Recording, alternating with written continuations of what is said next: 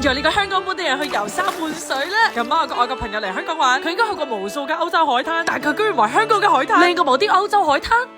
我上一期咧就帶咗大家上山去我最中意嘅馬騮山水塘，今次終於係大家嘅萬眾期待落水啦！呢排流量有啲唔穩定，Katrina 唔得啦，一定要用佢唯一嘅殺手鐧，即係曼妙嘅身材同埋美貌。大家敬請期待我嘅泳裝，唔該晒。有啲人一定話 Katrina 你咁有自信嘅吓，冇錯，我嘅自信係呢間我去西貢一定要食個海南雞飯嘅老闆俾我噶。你睇我笑得幾開心，個老闆少收咗2蚊，仲俾多咗3包辣椒醬我，因為佢話我靚女啊。哇，老細呢個免費廣告位抵俾你噶！喺西貢碼頭最顯眼嘅呢間店叫貓記，喺嗰度買飛就 OK 噶啦，每個人40蚊，大概10分鐘就已經去到嗰度噶啦。今次我哋去嘅島係半魚灣，其中一個最出名嘅店咧，我今次係冇去嘅，留翻俾呢啲探險家啦。我冇呢個探險精神，佢真係山石路嚟噶。我沒有那個內心，也沒有那個勇氣。OK，你們可以去。我哋今次集中喺個池嘅隔離個海灘，已經夠我玩噶啦。大家記住，越早嚟咧啲水越清。如果你嚟到咧啲水唔清，你唔好怪我，怪你自己懶，瞓到黃朝白晏，見唔到如此清澈嘅水，如此水清沙幼嘅灘灘。You think is it as pretty as Mallorca?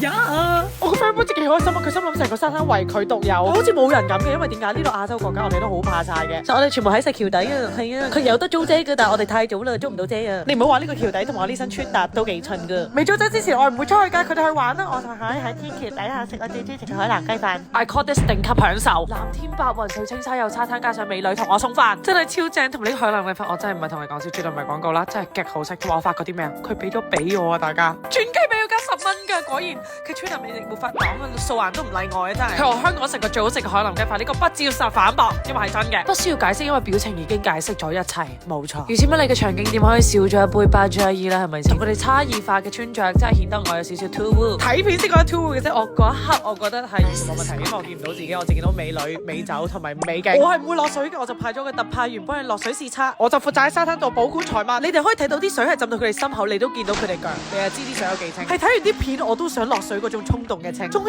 於我哋斷嘴啦，我哋有遮啦。咁呢度就不得不少呢把遮嘅價錢啦。押金100蚊，你租把遮要120蚊。哇！但係如果計翻我遲啲要美白嘅話，起碼死成萬蚊，所以呢個都係抵嘅。我最尾都係頂唔順，我決定要拎出我嘅戰衣落水。我哋落水嗱，本人係識游水嘅，唔識游水千祈唔好游出海啊！好彩我落咗水啫，因為去咗浮台又係另一個 vibe，非常之心曠神怡。我哋仲喺嗰度做咗一個15分鐘嘅 meditation， 我哋而家係傳緊能量俾對方係啦，係超級舒服嘅感覺。